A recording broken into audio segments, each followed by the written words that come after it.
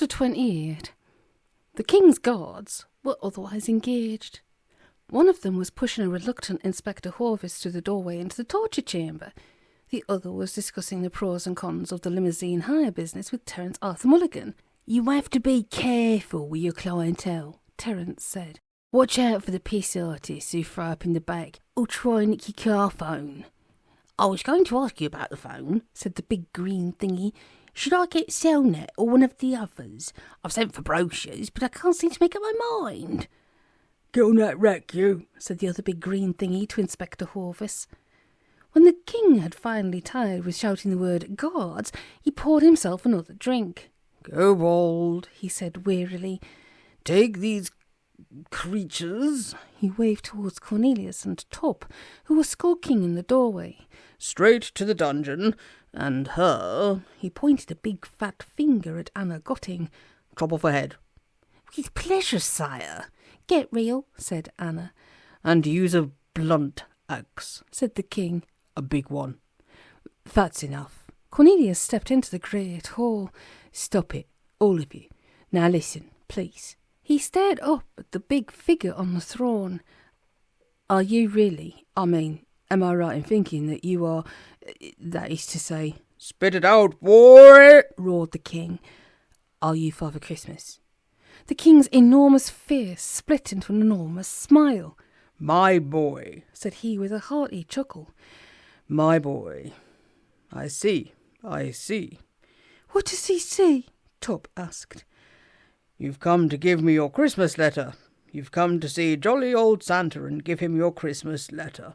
Well, why not? Have you been a good boy this year?" "Barking mad," said Tuppe. "This bodes well." Cornelius thrust his hands into his pockets and took a few paces forward across the flag-stoned floor. The king's smile froze. "Shoes," he said. "What?" Cornelius asked. "Shoes! Your shoes! Take them off." "Why?" Cornelius asked. "Because it's protocol, and because I tell you to. Take your shoes off. Socks, too." "No," said Cornelius. "I won't." "What?" shouted the king. Arthur Kobold wrung his hands. Sergeant Surdy strode up Star Hill. He didn't take any roundabout routes. That was not his way of doing things. Travellers danced to every side of him, but reliable Ron stayed stoically ahead and marched right on. The crowd parted before him. He had a certain way about him, did Ron. "Get on that rack," said the big green thingy once more. "By this steel thrice blessed," cried Inspector Horvis, unsheathing his blade. The large something that carried the not-so-large something continued to do so, invisibly.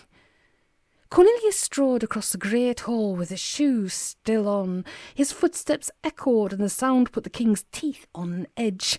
And when Cornelius pulled out a chair at the king's table and sat down upon it, the royal teeth began to grind.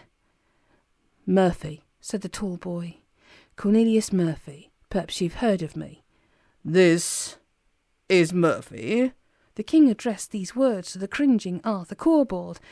Arthur nodded. "Bloody nuisance, so he is." "And what is all the hair about?" "It's big hair," Cornelius explained. "All famous people have big hair. It's a tradition, or an old characteristic, or something. You have a big beard. I expect it's the same thing." "I will have my guards hang you up by your big hair and roast you over a slow fire." "Not on Christmas Eve, I hope." "Kobold, go out and find the guards.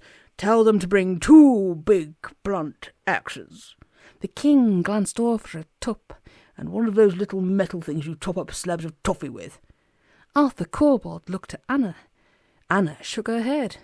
"Which one would you like me to shoot first, Cornelius?" she asked. "Shoot the king first," said the tall boy. "Arthur can take care of the paperwork." "Shoot the king?" Santa fell back in alarm. "What are you saying?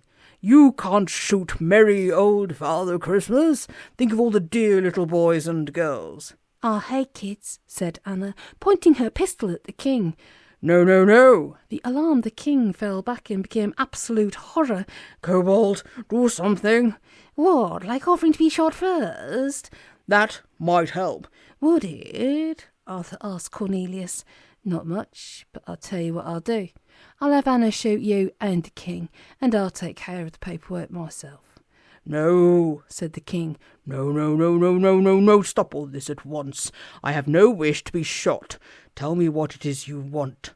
A train set, is it? Or a radio-controlled car? You just tell Father Christmas and he'll see what he can do. I want you to cease interfering with mankind. I want you to leave us to run things our way. No more tampering. No more control. It has to stop. Right here. Right now. I don't understand. The king plucked at his beard. Are you suggesting that I should stop ruling the world? That is correct. Oh no, oh no, no, no. I cannot be hearing this. Someone tell me. I'm not hearing this. You're not hearing this, said Arthur Corbold. Bless you, Arthur, the voice of reason. I must be having a bad dream. Pump up my pillows and wake me with a cup of tea at noon. The king closed his eyes. Can I have a piece of your cake? Cornelius asked. The king opened his eyes. He's still here, Arthur. Do something. He's having my cake now. Leave the king's cake alone, said Arthur. Cornelius pushed a large piece into his mouth. Hey, Tuppe, he called when he had mostly swallowed. Come and have a piece of Santa's cake. It will end in tears, said Tuppe, waddling over. Shoes! Shrieked the king. Now listen, said Cornelius. The way I see it, you have two options. Arthur hid his fears. The first is that you surrender to me now, abdicate, and cease all further interference with the world above. Should you choose this option, then I will do everything in my power to see that no one from the world above interferes with you. The second, as the king was quite speechless, Cornelius went straight on to the second. The second is that you refuse this, in which case I will stand aside and let Hugo Rune march in here with the army behind him, take the throne from you by force, and probably kill you into the bargain. Me, I'm easy, but I'd be interested to learn your preference. Hugo? Spluttered the king. Hugo? Army? Force? Kill? What? There's been a bit of a situation, said Arthur Corbold.